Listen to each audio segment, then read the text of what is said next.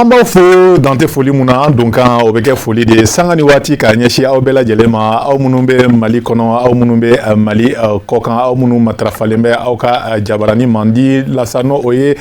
Sherifla TV ayiwa aw ka jɛmukan ni y'a waati selen sa n'aw k'a ma ko tagasegin tɛ kuma mun na a nazaralama o ye sans langue de bois ye an kun ye ɲɔgɔn sɔrɔ wulada in yɛrɛ la 16h waati ayiwa an b'aw fo dan tɛ foli mun na an b'a fɔ aw ɲɛna aw dangana aw ka ni kɛnɛ sanfɛ aw bɛɛ b'a kalama k'a fɔ ko minnu bɛ dugu kɔnɔ kabini tarata don ayiwa Elhaji Ibrahim Boubacar Keita ale ka fanga o kɔni o dafirila finilakaw fɛ sa ayiwa tarata sɔgɔma ka na fo wuladafɛla la an y'a ye k'a fɔ ko ayiwa nisɔndiya waleyaw kɔni olu kɛra monument de l'indépendance yɔrɔ sa ayiwa fo ka taa bila jumadon kunna sini an kɔrɔ ayiwa maaw ye monument de l'indépendance minɛ tuguni ko o fa kosɛbɛ ayiwa k'u ka nisɔndiya ko o yira ni fanga dafirili la ayiwa o fana senfɛ an y'a jateminɛ k'a fɔ ko finilaka ninnu ayiwa olu ka babusentigiw n'o ye Ismaël Wage ale fana tun bɛ kɛnɛ kan a fana ye laseli dɔw kɛ sa ayiwa bi babu bɛna boli ninnu de kan ayiwa u b'a fɔ mun ma an ka to dunkan la ko camancɛ fanga o kuma de bɛ sen na ayiwa camancɛ fanga an mago b'o de la nin waati in na sa walasa ka kalata kuraw ko olu labɛn walasa an ka jamana in a bɛ se ka segin a cogo kɔrɔ la walasa an bɛ se ka jamana ɲɛma sɔrɔ k'a sugandi kalataw senfɛ an bɛ tila k'aw fo dan tɛ foli mun na walasa ka faamuyali caman sɔrɔ nin ko in kan su in na an ye wele bila maaba saba ma ayiwa a fɔlɔ o ye jɔn ye o ye monsieur Konate sa Abdul Karim Konate ale bɛ parti kɔnɔ n'aw bɛɛ b'a parti dɔn mun ye yɛlɛma ye sa ale de bɛna yɛlɛma jɔyɔrɔ matarafa ni kɛnɛ in kan su in na sa Konate an b'i fo dan tɛ foli mun na an bɛ tila k'a f'i ɲɛna i k'i bisimila i ka an ka nin jɛmukan in kɛnɛ kan. Aw ni ɲantuma. I ka kɛnɛ kosɛbɛ. Baasi tɛ yen nɔ n b'i yɛrɛ fo i ka wuli la ka lamɛnbagaw minnu bɛ k'an filɛ k'u bɛɛ lajɛlen fo k'a fɔ hakili la an bɛna wagati min kɛ ɲɔgɔn kan kana se ka ɲɔgɔnna kunnafoni. I ni ce i ni baraji i ka nin weleli jaabi la n'o bɔra yen nɔ an bɛ an sɛnsɛn ka taa an numan fɛ sa ka an ka Tarawelelaka dɔ bisimila sa ale ye Umar Sori Tarawele ye sa ɲɛmaa don jɛkulu kɔnɔ a bɛ fɔ mun ma nanzarakan na ko Sésame ye collectif de soutien aux efforts et à l'autorité de l'État ye ayiwa an bɛ kuma da yɛrɛ ma a yɛrɛ k'a tɔ walawala an ye todunkan na collectif Sésame. Voilà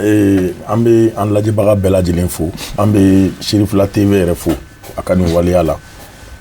À travers Brad, c'est-à-dire an bɛ Brad fo mais Sherifla TV bɛ fɛ a fɛ an ka weleli la Brad ni an ka tɔn in jamana lafasa tɔn de don politiki tɔn tɛ parce que n'i y'a mɛn ko i bɛ ko o ko kɛ i bɛ jamana dɔ de kɔnɔ voilà donc Sésame a kɔrɔ de tubabukan na collectif de soutien aux efforts et à l'autorité de l'État malien. I ni ce i ni baraji i ka nin weleli jaabi ye ayiwa n'o bɔra yen nɔ sa n'o y'a sɔrɔ mɔgɔ minnu ye garizigɛ sɔrɔ k'a français lama lajɛ sa an ka bi ma sabanan ale ye Mamadou Lamine Sibi ye nin t'ale siɲɛ gale ye nin y'a siɲɛ filanan de ye ka se an ma fo Moribabugu la ayiwa ale ye ɲɛmaaba ye politiki tɔn na sa a bɛ fɔ mun ma ko Front Populaire Républicain monsieur Sibi an b'a f'i ɲɛna i ni su an bɛ tila k'i bisimila an ka nin jɛmukan in kɛnɛ kan. aw yɛrɛ ni su k'aw an lamɛnbaga n'an filɛbaga bɛɛ lajɛlen fo aw ka n'aw ka techniciens k'aw bɛɛ lajɛlen fo foli y'aw de ta ye aw ni ce aw ka weleli la. aw bɛɛ ni ce aw ni baraji ayiwa n'o bɔra yen nɔ sa an ka jɔnkɛ o kɔni o bɛ n bolokɔrɔ yan nɔ sa sanga ni waati sa hali n'o y'a sɔrɔ a tɛ sɔn ka jɔnya ma sa nka Tarawele kɔni olu ye jaraw ta ye sa Dawuda Tarawele Bokele i ni yantuma. an bɛ foli kɛ ka Sherifla filɛbaga bɛɛ fo ka invité ka aw fo kosɛbɛ. Donc albi ala ka jamana ala ka basigi amina rabi ala ka bɔ ko ɲuman ndi jarakɛ yɛrɛ ma barisabu jarakɛ bɛ Tarawele kɛ fila de cɛ la bi su in na sa ayiwa ɲininkali fɔlɔ an b'o sɛbɛn an ka kunnatɛkɛ la sa ayiwa ni fanga dafiri mun kɛra kabini tarata don monsieur Konate mɔgɔ sigilen bɛ n'a ye k'a fɔ ko ayiwa kumaw kɔni cayara ayiwa dusumakasaw kɔni yirala fo siɲɛ 5 bɔ ɲɔgɔn la ka tila ka na o kun cɛ fanga dafirilen kan fanga dafiri fana ayiwa an ka finilakaw de y'a kɛ olu de kɛra a waleyabagaw ye ayiwa e kun sigilen bɛ n'a ye k'a fɔ ko Ibrahim Boubacar Keita ka fanga bɛna dafiri san 3 jɛn'a ka mandat ka ban wa n'i ye ko jateminɛ mouvement in daminɛ kuma la kuma an ye min fɔ événement ye min fɔ sisan k'a fɔ M5 ka bɔli n'i y'a daminɛ o wagati la ka se fanga dafirila kuma min ma maa o maa n'i bɛ lakɔlɔsili kɛ maa o maa n'i ye Ibrahim Boubacar Keita ka fanga daminɛ cogo lajɛ parce que mɔgɔw tun ye danaya dɔ da a kan parce que fanga bɛ d'a ma kuma min na coup d'état 2012 kɔnɔna la espoir dɔ tun bɛ hakilina bɛɛ kun hakili la k'a fɔ a bɛna kɛ maa min ye a ma se k'o minɛn fa a bilala minɛn min kɔnɔ o minɛn ma fa a kɛra jigi wari ye maaw ma donc M5 bɔlen o y'a sɔrɔ maaw bɛ duguma kasi la parce que o y'a sɔrɔ ɲama tɛ yen min bɛ jama fara ɲɔgɔn kan ka jama ka hakilina fɔ ka taa donc maaw kɛlen k'u yɛrɛ sɔrɔ groupement kɔnɔna la n'a wele ko M5 ka mɔgɔw ka hakilina ta a kɛra sababu ye maliyɛn bɛɛ kun fan caman bɛɛ ko a an bɛ fɛn dɔ kɔnɔna la an ye da dɔ sɔrɔ an bɛ se ka don min fɛ donc n'i y'a jate o fɛ ka tila ka jate fana tuguni Ibrahim Boubacar Keita ka décision ta cogo la parce que ni jamana ɲɛmaa ye i kan ka kɛ maa de ye maa min bɛ ko kunbɛn ko min kan ka kɛ san 1 san 2 san 3 e b'o de décision ta bi e b'o de waleya bi yaasa jamanadenw ko se k'u yɛrɛ sɔrɔ o kɔnɔna la san 1 san 2 mais an y'a ye mouvement bɛ kɛ tuma min na M5 bɛ sigi tuma min na Ibrahim Boubacar Keita ka décision kun ye mun ye a bɛ fɛn fɛn kɛ a bɛ komi ni so minɛ la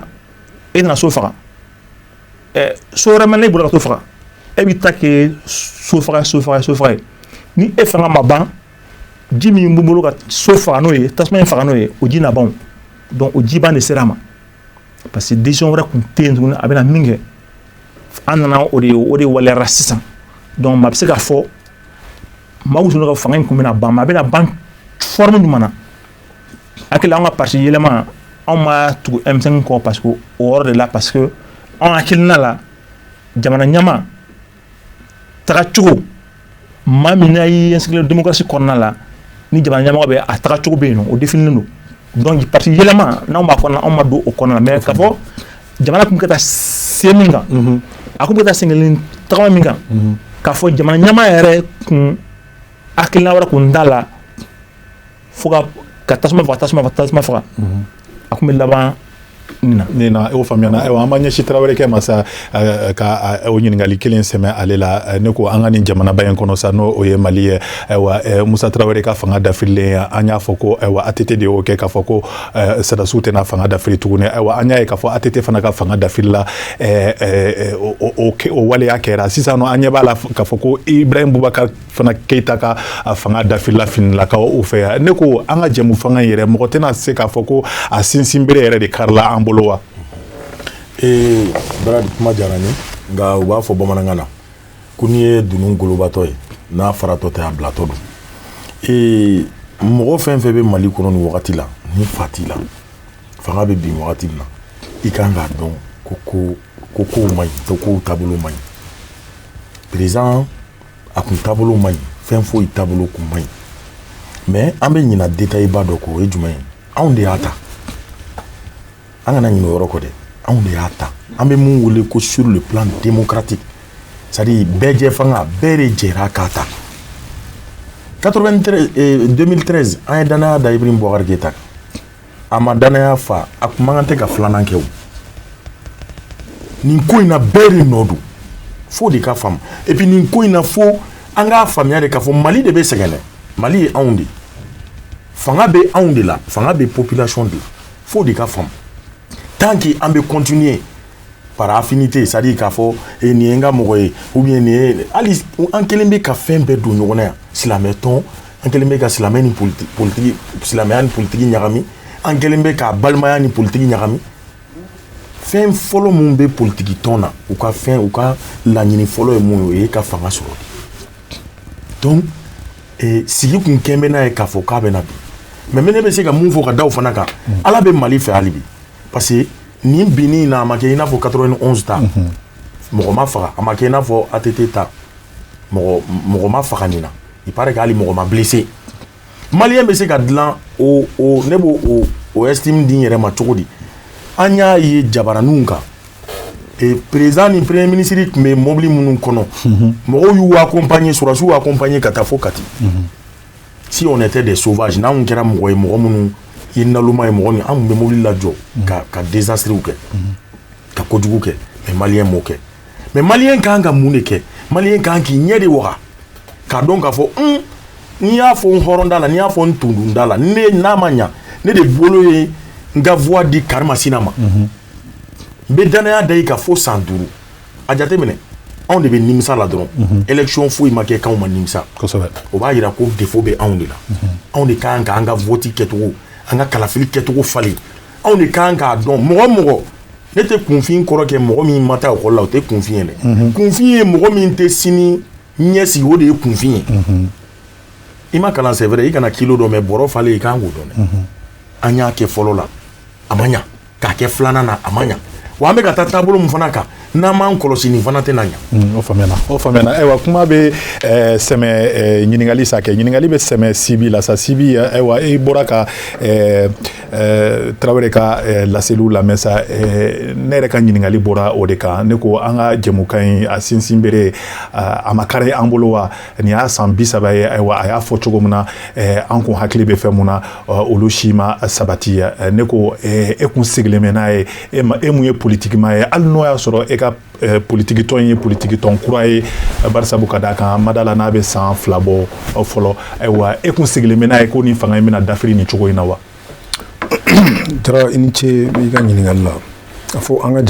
jamu fanga sa kɛ i ko jamukan n y'a dɔn k'a fɔ i bɛ fɛ k'a fɔ ko an ka jamu fanga sinsin bere ma ɲi jamu fanga in yɛrɛ nacogo yɛrɛ ma ɲi donc ni fɛn mun nacogo yɛrɛ ma ɲɛ ni fɛn bɔr'o kɔnɔ mun ma kɛ hɛrɛ ye o kuma an ka bali maa la bari sabula jamu fanga in nana a daminɛna jamana in kɔnɔ san 1992 juin kalo tile 8 don min na président Alpha Umaru Kunare n'o de ye jamu fanga masakɛ fɔlɔ ye a faama fɔlɔ ye o ye fanga ta don min na ka kɔn o ɲɛ yɛrɛ toujours san 1992 kelen in kɔnɔ kalafili minnu kɛra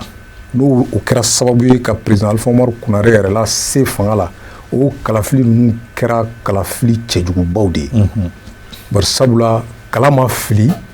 k'a da adamaden dɔnniya kan k'a fɔ nin bɛ se ka kɛ ɲɛmaa ye an bɛ nin dɔn fo k'a dɔn nakari nin ni nin b'a la nin y'a hakilinata ye nin ni nin seba ye lala n'an farala ɲɔgɔn kan n'an y'ale ta k'a bila an ɲɛ an bɛ se ka jamana in bɔ bolo la an ka jamu fanga bɛ sinsin a taara ni kan jumɛnw ye u ye t-shirtiw de dilan k'o di mɔgɔw ma ka nafolow di mɔgɔw ma ka ballons di mɔgɔw ma ka kepiw di mɔgɔw ma k'a fɔ mɔgɔw ye mɔgɔ minnu kun bɛ ka ko kura ye u ɲɛ la e nana n'o ko kura ye k'o jira nin jiracogo in na i ye tiɲɛni kɛ o ko ju bɔra depuis yen nɔ de bamananw n'u b'a fɔ ko n'an bɛ fɛ ka kow ban an k'u ta u ju jɔn na kosɛbɛ donc balina tɛ ne fɛ hali dɔɔni fitinin ka tila k'a da nin kan tuguni fanga min binna sisan ale fana nalen bon ko in nana toli ale bolo sababu bɛ o fana na parce que ale fana ka mara taabolo a ye fanga ta k'a ladon du kɔnɔ ka fanga ni denbaya ka sɔrɔw k'olu ɲagami ɲɔgɔn na denbaya ka nafasɔrɔ siraw ko fanga i tɛ danfara yɛrɛ dɔn du yɛrɛ ni fanga cɛ bilen a y'olu kɛ bon politiki kɛnɛ yɛrɛ politiki ko bunanku yɛrɛ fana kan ani hali a yɛrɛ fɛlamaw a n'olu kun tɛ ɲɔgɔn ka kan fɔla ka da gɛlɛya caman donna ale ni olu cɛ a ma se k'olu mara i n'a fɔ a kun kan ka se k'u mara cogo minnu na donc ka tila tuguni jamana kɔnɔdenw fana ka hakɛw i b'a dɔn k'a fɔ jamana in kɔnɔ an kun kelen don ka an jigi kun b'a kan kosɛbɛ parce que a nana jamana sɔrɔ bolo min kan bolo gɛlɛn kun don donc maliyɛnw dusumakasa kun b'u la u kun masurulen don u ta t'u ka jamana ye tuguni donc o jigiw bɛɛ dara ale kan a ma se ka nin jigi si kelen kelenna fa dun ka fa ma sabati kalanko yɛrɛ o tɔ bɛɛ lajɛlen juguyara kɛlɛ kun bɛ Kidali de a bɛ na fanga la waati min na a kɛlɛ nana yɛrɛ sɔrɔ fo Bamakɔ yan bi i bɛ bɔ i t'a dɔn n'i bɛ sigi i ka so an bɛ se k'o fɔ k'o sɛmɛntiya donc olu bɛɛ fara-farala ɲɔgɔn kan ni fanga nana cu nin cogoya la k'a fara M5 fana ka wuli ka jɔ kan depuis ni wagati donc maa tɛ se k'a fɔ k'o ye balinako ye. Monsieur Karim donc n b'i fo k'i walemadɔn fɔlɔ ne ka ɲininkali yɔrɔ min ye a ye k'a fɔ kuma cayara kuma bɛ sama samana dɔw ko coup d'état don dɔw ko coup d'état tɛ mais an y'a ye k'a fɔ M5 o ka bɔli mun kɛra jumadon a kɛra jamaba ye mais an bɛ taa bɔ mun kalama an ye ko sɔrɔsiw taara ka taa M5 ka kɛnɛ kan yala an bɛ se ka mun de fɔ o yɔrɔ kan e yɛrɛ ka hakilina kɛra ye cogo di. n b'i fɛ ka ɲininkali la k'a dɔn k'a fɔ ko dɔw ko coup d'état don dɔw ko coup d'état tɛ sɔrɔsiw nana M5 ka bɔli fana kɛra jumadon an bala ka na sɔrɔsiw ye kɛnɛ kan faga ye minnu bolo bi olu nana ko o yɔrɔ kelen na parce que o kuma la toujours an bɛ min fɔ o la fanga dɔ fɔlɔ coup d'état yɛrɛ ye mun ye fɔlɔ parce que jamu fanga comme bamanan sibiya fɔ cogo min na bɛjɛ fanga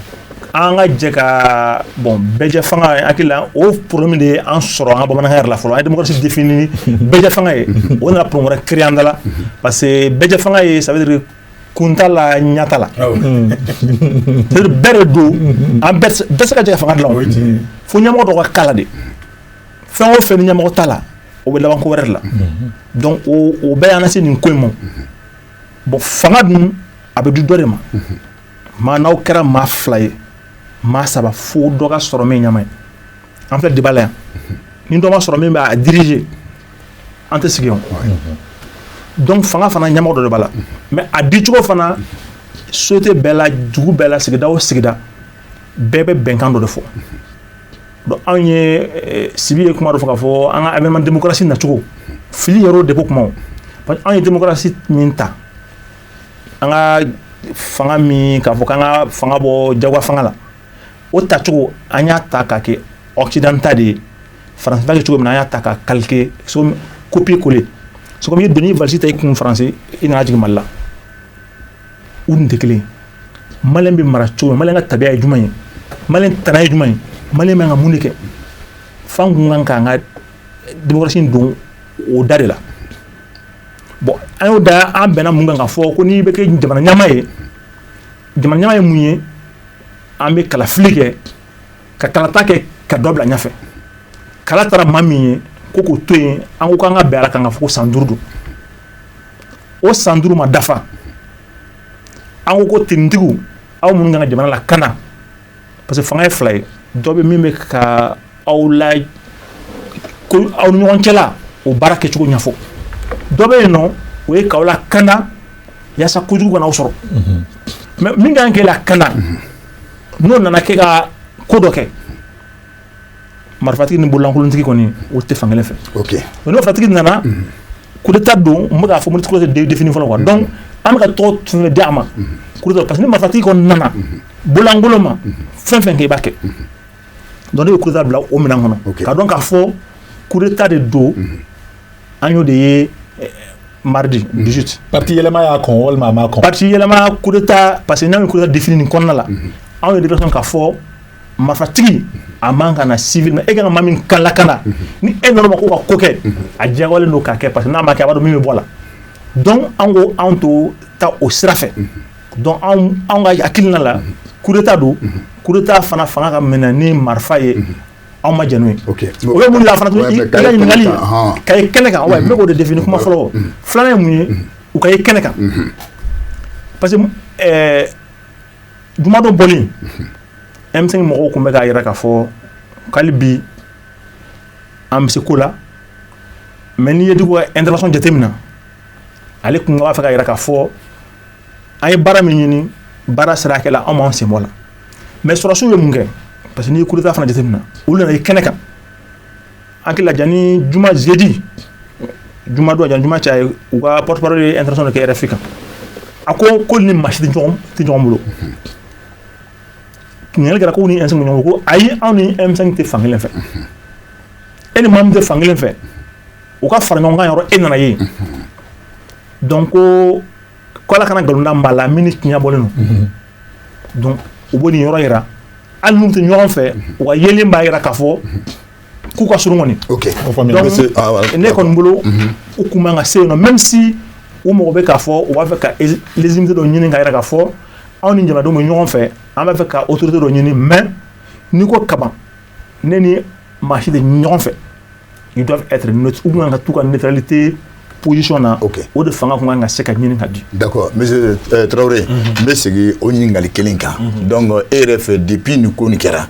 do la ira ko coup d'état do donc ko coup d'état té ko parce que président est wala semaine mais tam na bomu kama M5 ka vendredi boli ka kra jamae man ta bomu kalama sorosu tara fara kata o ira o ka jama chere RF e mu de famina mais haketo nyini ke aw fe ka haketo nyini ke aw anga ma saba o welele on be fe aw be kuma aw ka sunya wala sa anga limana o be se ka family sora family jolon sora la bar sabu ni kuma jana ko jugu dron ay wa abena ni family bali ay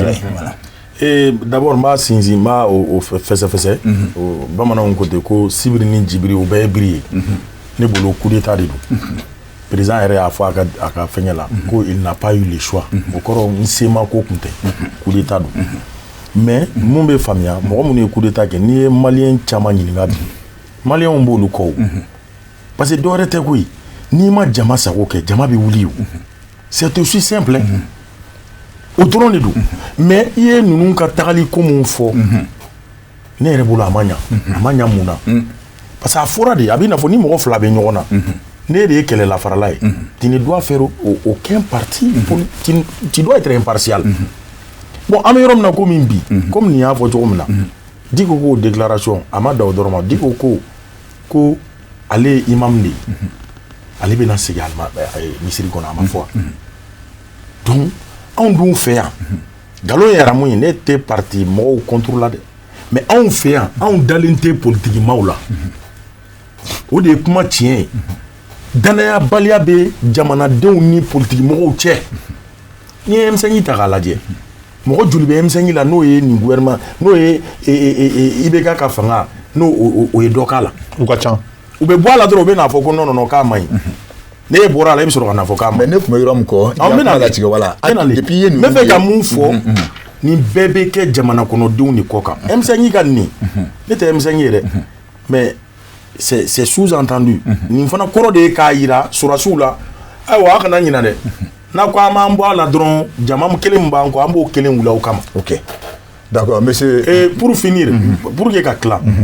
surasiw ka donc ka fo ni jama de be mo wula fli bi tege korota o tege refikun o de be mo wula fli iye ko damne ni hakilina mu ni ma labani oyi na tara ke kore a kara bɛ tila ka sigi kelen da la donc u k'u kɔlɔsi u ka Mali de bila ɲɛfɛ n'u ni politiki mɔgɔw donna ɲɔgɔn na an dalen tɛ politiki mɔgɔw la dɛ anw ko an ka jamana ye d'accord monsieur Sibi voilà ale dun ye politiki ma ye voilà donc e fana ye politiki mɔgɔ mais n b'a fɛ k'a dɔn ko mun kɛra o ɲininkali kelen n b'a fɛ k'a tɛnku e de la comme bon i ka kuma o kuma e fɛ i tɛ fansi donc maintenant sisan ni kɛnɛ ni fɛn kɛra yɔrɔ min na dɔrɔn mun de ye hakilina jumɛn e y'a ye cogo di k'a ye quoi fɔ voilà nɔgɔ fila yani n ka don kuma kɔnɔ n bɛ kuma fila la tile politiki maaw a ka kuma ka faamu a bɛ fɛ ka min fɔ c'est à dire que maa minnu bɛ politiki la minnu y'an se nin dingɛ in kɔnɔ politiki maa minnu ye jamana in mara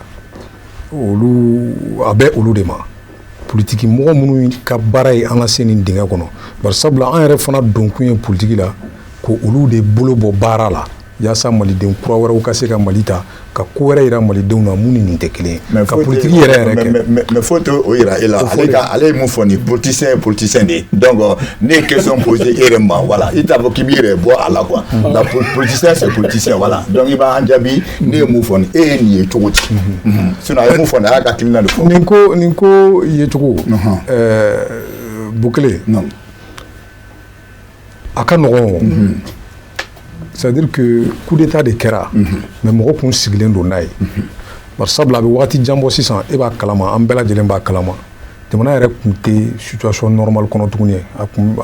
tɛ ka mara yɛrɛ tuguni parce que pratiquement a bɛ komi dɔgɔkun o dɔgɔkun walima kalo kɔnɔ dɔgɔkun caman bɛ ta M5 bɔlen don gouvernement yɛrɛ kun dan ye mɔgɔ 6 dɔrɔn ye o bɛɛ tun ye gɛlɛyaw ye mun b'a yira k'a fɔ a kɔni kɛra cogo cogo nin ko in kɔni tun bɛ falen fɛn dɔ la bon a nana kɛ coup d'état ye donc o fana kɛra a bancogo dɔ ye mais n'an ko k'an ka a jateminɛ ni hakili ye hali bi an bɛ se ka taa yɔrɔ jan jamana o jamana kɔnɔ ni jamana kɔnɔdenw sago tɛ u ka jamana la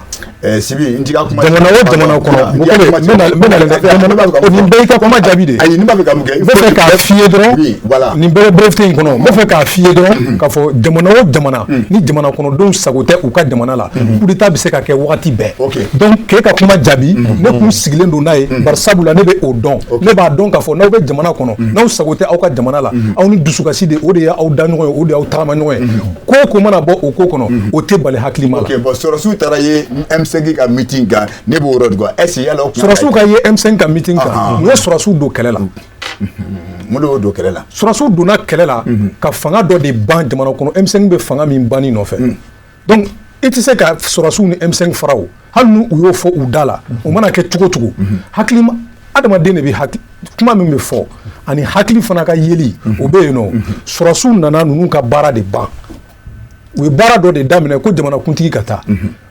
komi a ma sɔn ka taa n'a yɛrɛ se dun tɛ olu fana ye ka taa tɛgɛ minɛ k'a bɔ baara la se bɛ minnu ye n'o ye sɔrɔsiw ye olu nana k'o baara de laban donc u bɛ ɲɔgɔn kalama donc c'est à dire u ye ninnu ka baara de laban donc c'est à dire donc ka tila ka na coup d'état yɛrɛ de kɛra ayi Bokole ni ko coup d'état yɛrɛ ka kuma siga de bɛ o la donc c'est à dire ninnu ta u ko bɛn dɔ bɛ o fila ni ɲɔgɔn cɛ ayi a ka faamu ni n ko bɛnkan parce que n b'a fɛ voilà a tɛ i n'a fɔ k'a fɔ k'u sɔrɔsiw ni M5 kumana ka coup d'état labɛn o tɛ dɛ ayi kuma tɛ o yɔrɔ kan n'u ye a laban de mais jamana kɔnɔ fana bɛɛ n'i jɔyɔrɔ don jamana kɔnɔ sɔrɔsiw u y'a faamu de o ye u ka faamu u ye mun fɔ u y'a faamu k'a fɔ jamana tɛ ka taga yɛrɛ tuguni fo jamana yɛrɛ a bɛ fɔ min ma intérêt supérieur fo o yɛrɛ donna ngalama la donc olu fana y'a ye k'a fɔ olu ka mission kɔnɔ olu kan k'u sen don ko la ka nin ko ban yaasa ka jamana sigi sen kan o kɛra u ka faamuyali ye o de y'u don kɛlɛ la mais a kɔrɔ tɛ k'a fɔ k'u ni M5 tun bɛ kuma ɲɔgɔnya la ko ka coup d'état kɛ n m'o fɔ dɛ o jaabi tɛ ne bolo peut-être fo n'i ye M5 mɔgɔw yɛrɛ ɲininka o faamuyana ni Ala ka jɛ an bɛ M5 mɔgɔw bɛ sa an ma kari o kari an bɛ tila k'o dɔ la kelen wele kari nata ka ni ɲininkali kelen ninnu sɛmɛ u la bo kelen ayiwa Konate an bɛ fɛ k'a dɔn ayiwa ni bɔli kɔni senfɛ maa caman ye kumaw dɔw ta k'u ɲɛsin CEDEAO ma barisa CEDEAO fana kɛlen bɛ ka u ka laɲiniw ka a bɛ fɔ mun ma nanzarakan na ko sanction k'olu ta k'o ɲɛsin finilakaw ma ka tila ka olu ta k'o ɲɛsin an ka jamanaba in yɛrɛ ma k'a fɔ ko ayiwa n'an ma an janto an yɛrɛ la ayiwa doni ka bɔ ni an ka marchandises kan ka don cogo min na o tɛ nana kɛ tuguni frontières bɛ na datugu ayiwa ne ko olu sanction ninnu maa bɛ se ka sira olu ɲɛ CEDEAO fɛ u tilala k'a ɲini k'a fɔ fana u ka laseli ninnu na k'a fɔ ko ka IBK lasegin a nɔ la o na se ka kɛ CEDEAO ka kuma kana janya an bɛ hakɛ to ɲini mais n b'a fɛ ka ko dɔ rectifier peut-être hakilina ani politiquement f'an k'o définir bɔ ɲɔgɔn na n'i ko politiquement parce que jɔn de politiquement ye n'an ko politiquement bɔ a la ça veut dire que maa n'i ye parti politique dɔw liste kan o si ma ka jamana diriger tuguni ale ka kuma b'o de la n'i ye Jalakɛ ka kuma faamuya ale y'o de fɔ Jalakɛ tɛ dɛ Traoré ka kuma faamuya Traoré ka kuma la ko politiquement ça veut dire que même hali cachet kɔnɔ la mɔgɔ min bɛ liste kan yen nɔ o ye politique mɔgɔ de donc an ka bɛɛ bɔ la a ko danaya carila o danaya min ye sisan politiquement danaya min tiɲɛna n sɔnna o ma fɔ danaya tiɲɛna maaw ni politiquement cɛ mais an kan ka danaya la kɔrɔya de cogo jumɛn danaya bɛ kɔrɔya cogo jumɛn il faut que anw minnu ye jamanadenw ye a bɛ na CEDEAO ka ɲininkali yɔrɔ jaabi parce que CEDEAO ka bi inscrit toujours kɔrɔlen de kan u tɛ ka taa jateminɛ k'a fɔ an bɛ jamana min kɔnɔ an bɛ diɲɛ min kɔnɔ sisan maaw hakilina ye jumɛn ye ni CEDEAO ko bi ko IBK ka segin a ka fanga ma ne bɛ fɛ min ɲini est-ce que an k'an sigi an ka imaginer yɛrɛ fɔlɔ IBK seginnen ka na k'a bɛ na kɛ président a ka taa ka so a bɛ na jɔn de kɛ premier ministre de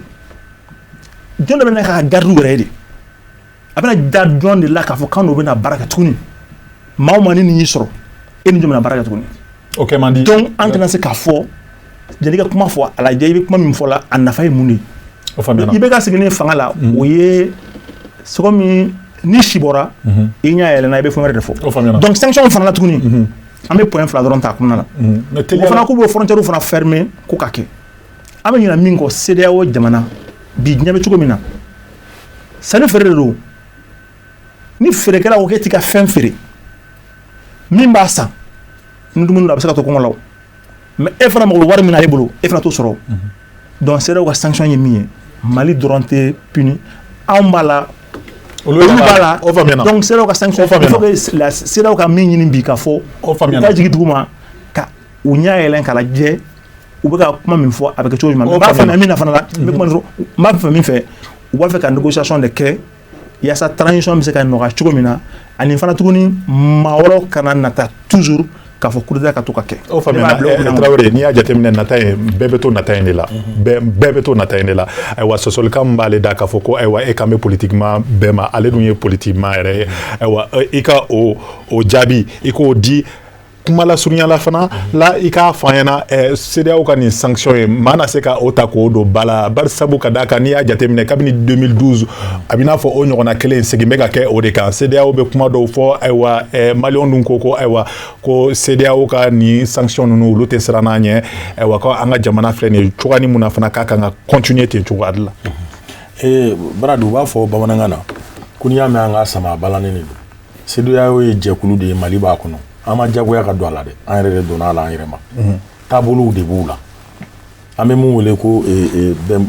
jɛmu fanga an b'o mun wele ka fanga taraki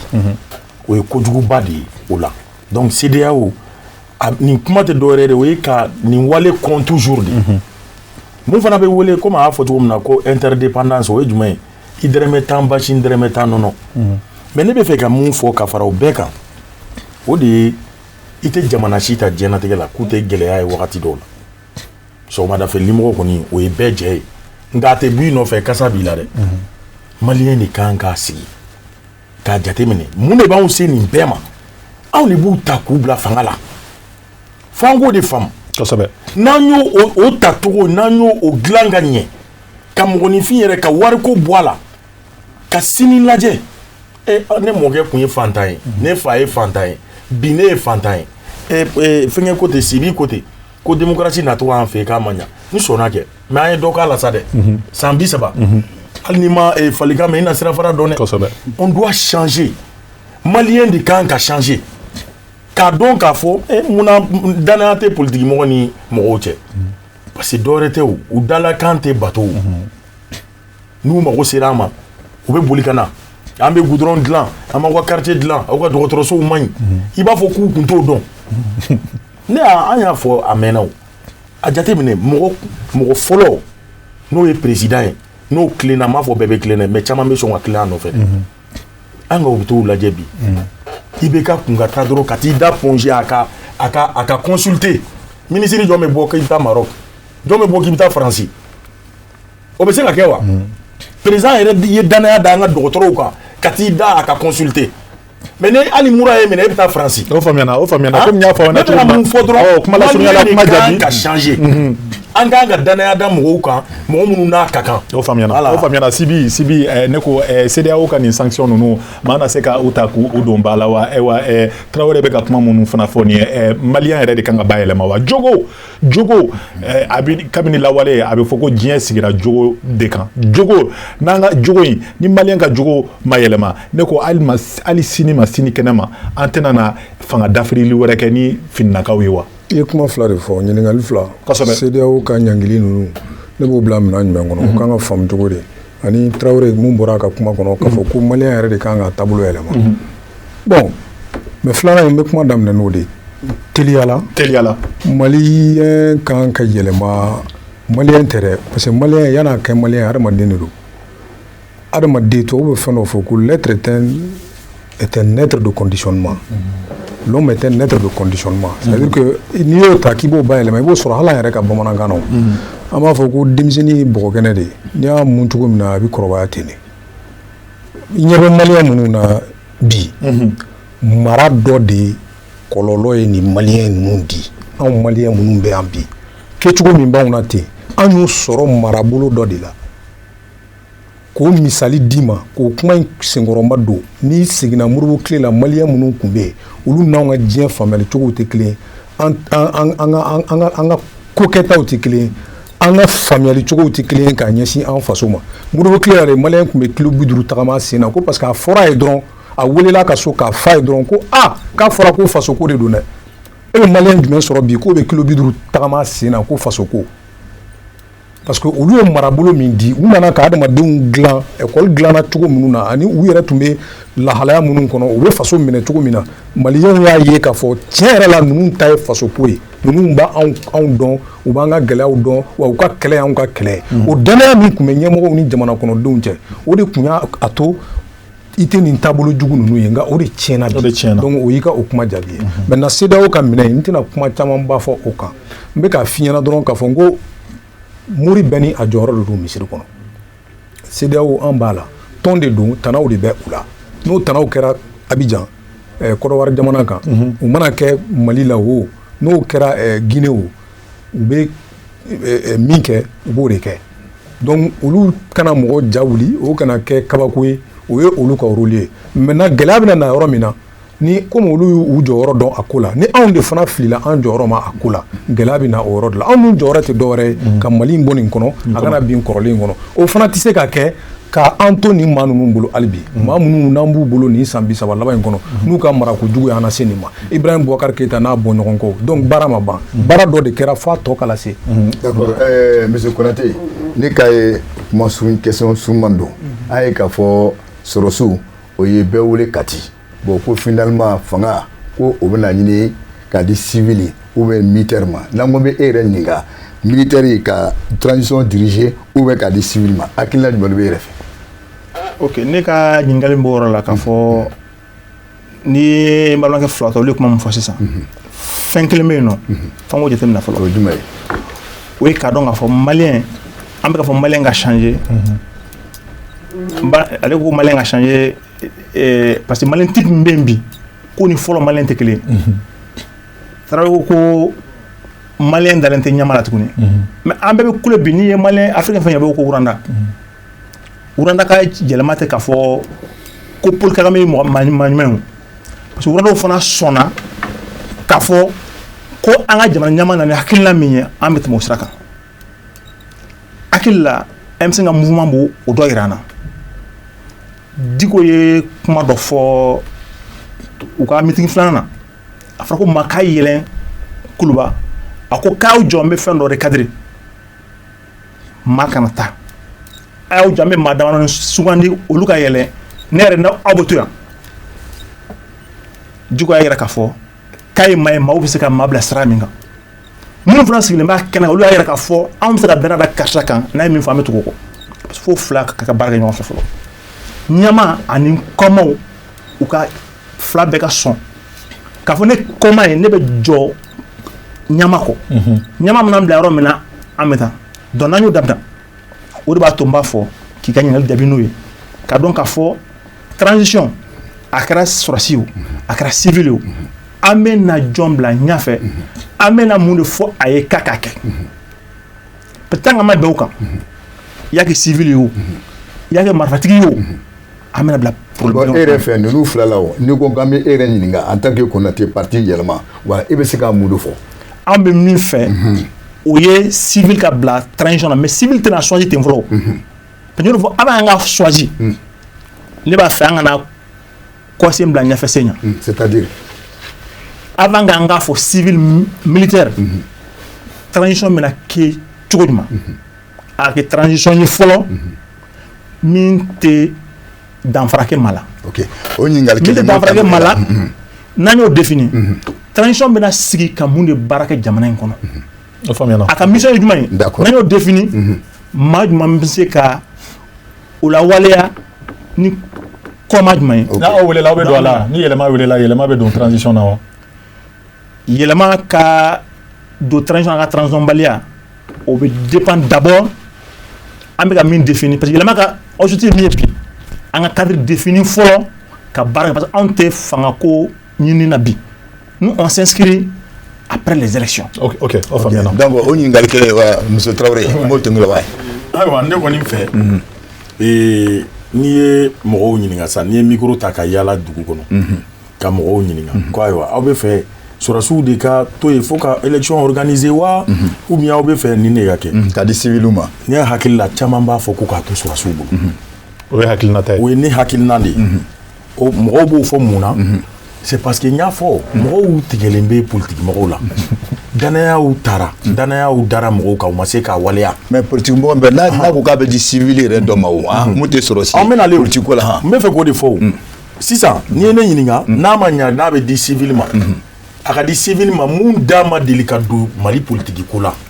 o kelen o bɛ yen a bɛ yen mɔgɔ ladiri caman bɛ yen mɔgɔw caman bɛ yen mun bɛ Mali fɛ dɔ tɔgɔ fɔ ɲɛna ten dɛ a ka ca ayi non tɔgɔ fɔ o ye parti pris ye a ka ca mɔgɔ dɔw bɛ yen olu bɛ se k'u kali ala kan k'u ma deli ka Mali janfa a caman bɛ yan mais anw dalen tɛ olu de la population t'olu de ye donc a ka kɛ mɔgɔw ye ala gouvernement a ka kɛ mɔgɔw ye mɔgɔ minnu a ma tiɲɛ mɔgɔ minnu bolo mɔgɔ minnu bɛ yen nɔ n'u ma deli ka don a la n'i y'a mɛn ko tɔnikunnani dɔ y'a nɛnɛ dɛ olu fana ka bila a la san 30 mɔgɔ kelen an tɛ ka taa yɔrɔ la an ka danaya t'u kan a bɛɛ bɛ laban jamana ka ɲɛkumu de kan tiɲɛni minnu filɛ nin ka kɛ o tiɲɛni ninnu a bɛ kɛ jamana ka ɲɛkumu de kan parce que a bɛɛ bɛ sara tafo ka so min cira o assemblée mun fɛngɛna o nin bɛɛ bɛ bɔ argent du contribuable la an bɛ mun wele ko Mali wari ok d'accord n y'a fɔ donc u kana politique mɔgɔ yɛrɛ a ma fɔ ko a kana a fɔ ko mɔgɔ kana ta politique mɔgɔw fɔ dɛ a kana kɛ mɔgɔw ye minnu nin dora affaire la ka tɛmɛ de voilà donc parce que n y'a hakilina bon monsieur Sibi o ɲininkali kelen comme e yɛrɛ tu es président d'un parti politique bon sɔrɔsiw filɛ k'u ka transition civile donc n'i ye e yɛrɛ ɲininka sisan voilà e ɲɛ bɛ jɔnw la aw ye kuma dɔ fɔ bamanankan na kuma in daminɛ aw ko camancɛ fanga a bɔra Jara ka kuma kɔnɔ kosɛbɛ o camancɛ fɛn o ma s'a se yɔrɔ la o donc camancɛ fanga ka kɛ finitigiw bolo a ɲɛmɔgɔya ka di olu ma walima a ɲɛmɔgɔya ka di civiliw ma komi camancɛ fɛn de don ni fɛn fɛn mana sɔrɔ o ti problème ye a ma kɛ k'i ni ye sɔrɔsi ye k'i man ka kɛ a la Amadu Tumani Ture de ye 92 transition dirigé o an bɛ se k'a fɔ k'a réussira bari sabula a kɔni ye fanga bila élection kɛra kɔfɛ an ye san caman kɛ o kɔfɛ donc sɔrɔsiya tɛ maa tiɲɛ civiliya tɛ maa kɛ maa ye mun ye tiɲɛ ye dɔrɔn ni bɛ k'a fɔ mun kan ka faamu c'est que kɛlɛ in kana kɛ fu ye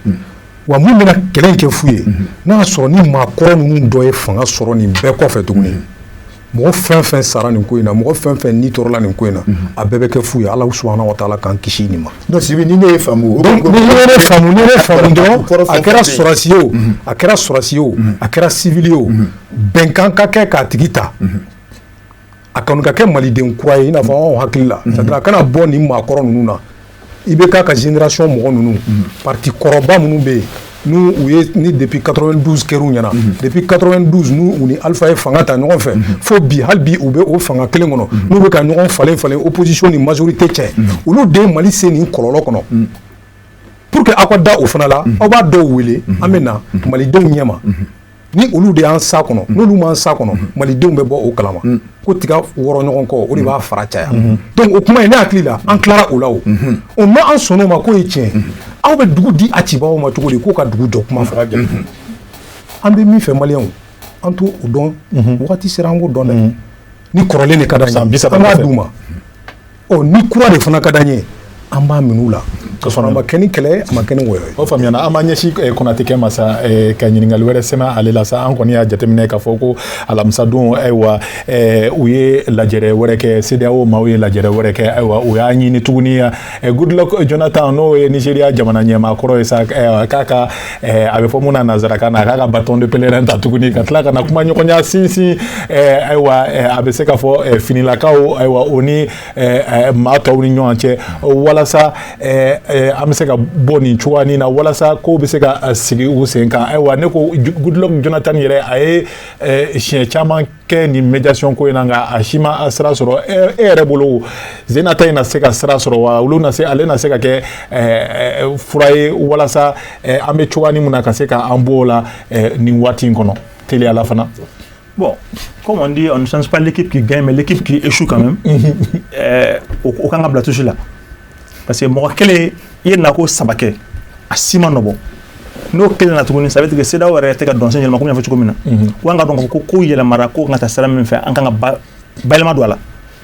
donc k'a fɔ k'a bɛna yɛlɛma don ko taacogo la ne fan fɛ a bɛ komi tagamasegin don quoi mais en réalité CEDEAO ka fɛn ye min ye mission ye min ye ne b'a bila minɛn min kɔnɔ o nakun ye min ye nin sen na o ye k'a fɔ transition bɛna négocier cogo jumɛn hakili la maliyɛnw y'o de fɔ depuis kuma daminɛ M5 ka kuma la a filɛ ka laban o de la k'a to maliyɛnw yɛrɛ dama ka sigi ka kuma donc o k'an to an yɛrɛ ka sigi transition in an b'a fɛ ka bila minɛn jumɛn kɔnɔ a kan ka taa sira jumɛn fɛ maa jumɛn ni maa jumɛn kan ka don a kɔnɔ a kan ka ban don ɲuman parce que n'i ye fɛn ban don fɔ k'a sɔrɔ baara min kan ka k'a kɔnɔ e m'o fɔ n'i ma baara giriba ka kɛ don na se ka sɔrɔ i ma tila o faamuyara donc an k'an sigi an ka kuma o faamuyara ayiwa Traoré kɛ ne ko halisa CEDEAO jɔyɔrɔ bɛna se ka kɛ mun de ye ni camancɛ fanga ye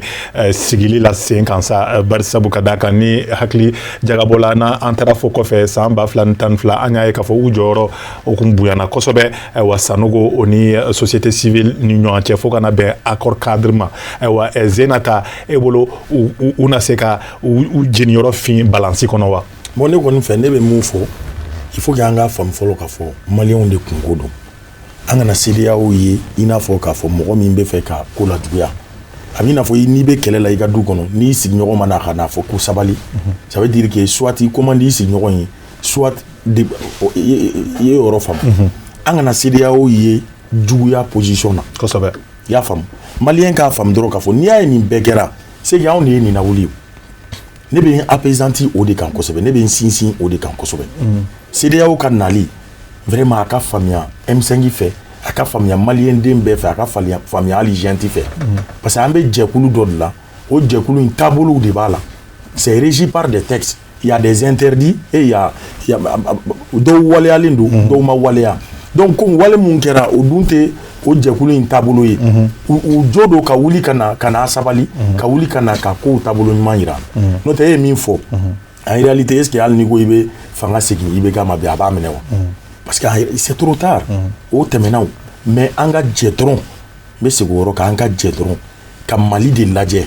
Mali anw b'a fɔli min kɛ k'an ka Mali bila ɲɛfɛ an b'a fɔ an da la cogo min na n'an y'a waleya jara walayi foyi tɛ kɛ Mali la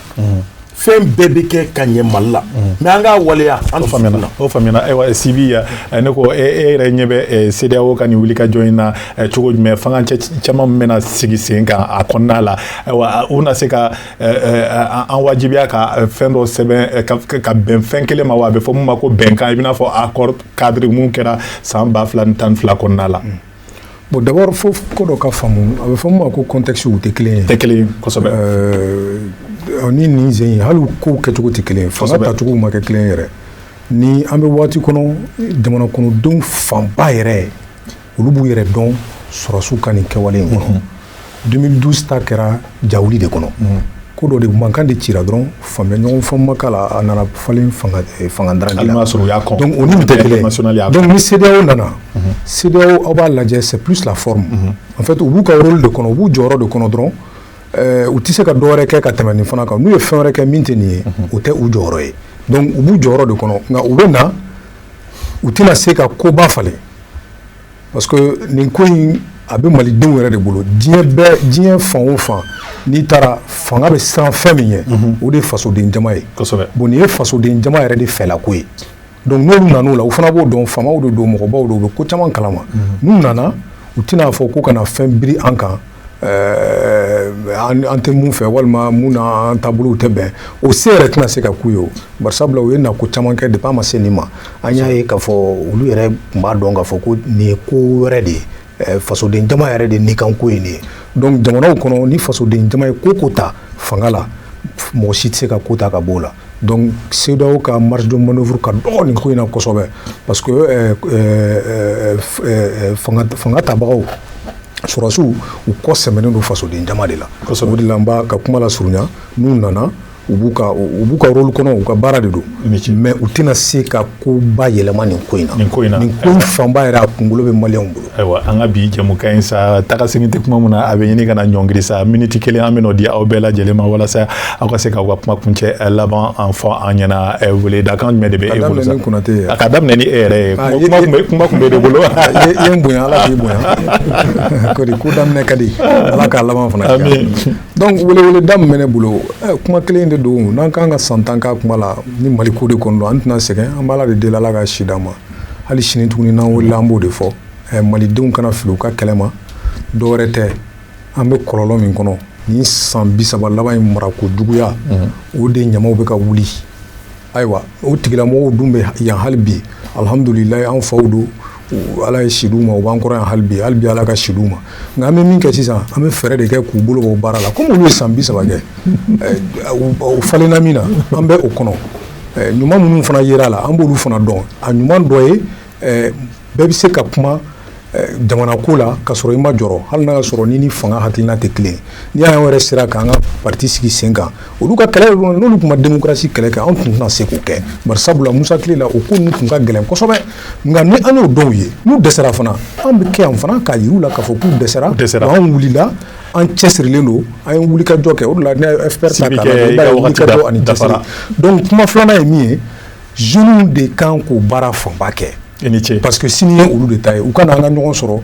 an ka ɲɔgɔn sɔrɔ Mali kunna an ka fɛɛrɛ kɛ ka ninnu nataga ka Mali baara yɛrɛ daminɛ. I ni ce i ni baraji i ka weleli jaabi la aw ka baara la foli diyara wulikajɔ la foli diyara n ye ayiwa Konatɛ ayiwa kumakan laban jumɛn de b'i bolo k'a ɲɛsin an ka limanaw ma janni an ka jɛmukan in datugu dɛ. Ne ka kumakan laban ye min ye o ye k'a fɔ bi an bɛ waati min na o tɛ k'a fɔ jɔn jo b'a la jɔn jo t'a la. Parce que n'i y'an bɛ jo ɲini an b'a ɲini ka dɔ jalaki mais est-ce que bi an bɛ waati min na coup d'État 4 jamana kɔnɔ ne hakili la ne bɛ min ɲini o ye k'a fɔ an ka sigi fɛn min tɛmɛna mun y'a to an sera a yɔrɔ la mun b'a to sinikɛnɛ an tɛna segin o ko kelen kan donc ne b'o de ɲini bɛɛ fɛ an ka jɛ transition in an kana kɛ parti pris ko ye an ka sigi k'a lajɛ maa minnu bɛ se ka kɛ n'u a dɔnniya b'u la danaya don parce que an bɛ fɛn fɛn fɔla bi danayabala in de tiɲɛna an ka maa ɲini minnu ye danayabaw ye minnu n'a dɔnniya b'u la n'u bɛ se ka an na se yɔrɔ la yaasa an ka bɔ dingɛ in kɔnɔna la donc ko maa o maa ko min ma n'i sɔrɔ n'i ma se ka leçon tirer a kɔnɔ n'i ma se k'a dɔn k'a fɔ mun y'a to ne talonna yan sini i bɛna talo o yɔrɔ kelen na i ni ce donc ne bɛ min ɲini an bɛɛ fɛ an bɛɛ ka t'o sira fɛ an k'an bolo di ɲɔgɔn ma k'an ka Mali kura an ka baara ɲini k'a jɔ an bɛɛ lajɛlen. I ni ce i ni baraji Konatɛ kɛ ayiwa Tarawele kɛ kumakuncɛ laban b'i bolo sa. Kumakuncɛ ni mun ye ne b'a fɔ maliyɛnw ye de k'a fɔ an bɛɛ k'a faamu ko jamana ka juru b'an bɛɛ la jamana ka juru bɛ maliyɛn bɛɛ la Mali ka juru b'an bɛɛ la anw bɛ Mali minɛ cogo min i n'a fɔ Mali bɛ maliyɛn bolo de i n'a fɔ ni terrain ye misi faga bɛɛ bɛ boli ka na ni sogo ye muru ye n'i ye mun tigɛ o la k'o y'i ta ye fo maliyɛn ka da la de ko Mali ye anw de ta ye o ye kelen ye kojugu ye mɔgɔ karamɔgɔ ye n'i y'a ka fanga tofa ka fanga taraki n'o bɛ wele ko coup d'État a ɲɔgɔn caman kɛra Mali la sa dɛ nka fo an ka da la de k'a fɔ o ye anw yɛrɛ de nɔ ye anw maliyɛnw an bɛ da o la cogo di parce que anw de bɛ fanga kalifa politigimɔgɔw bɛ fanga ɲini de mais jamana kɔnɔdenw de bɛ fanga da a ma n'i y'a mɛn fanga bɛ jɛgɛ la a bɛ ji de la dɛ donc fo an k'an sigi de k'a jateminɛ k'a fɔ anw faw m'a kɛ tan an mɔkɛw m'a kɛ tan n'anw y'a kɛ tan an denw bɛ mun sɔrɔ sini fo maliyɛn de ka yɛlɛma fo maliyɛn de k'a dɔn k'a fɔ tiɲɛ yɛrɛ la Mali tɛ dan anw na kunun tɛmɛna bi bɛ mais sini fana bɛ se o ni Ala sɔnna ma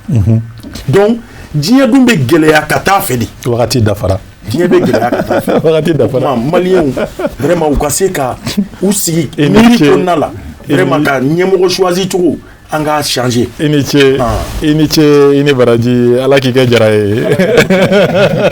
Bokele kumakan laban jumɛn de b'i fana bolo d'accord kumakan laban bɛ ne bolo ka an ka mun invité mun nana yan ka aw fo bɛɛ ye ka hakilinaw faamu donc n'ala sɔnna bon a bɛ débat faso dɔw yɛrɛ la n'ala sɔnna i ni ce i ni baraji ayiwa an b'a aw bɛɛ fo dante foli mun na maa minnu tun b'an bolokɔrɔ bi sa o ye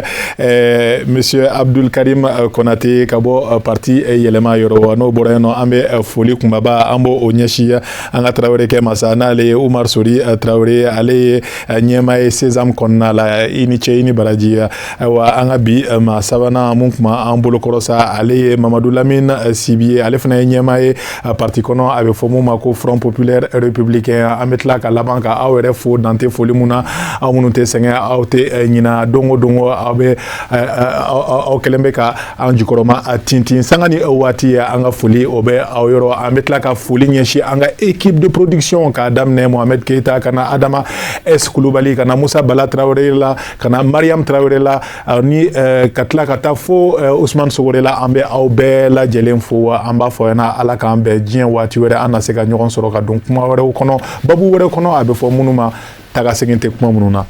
wassalamu alaikum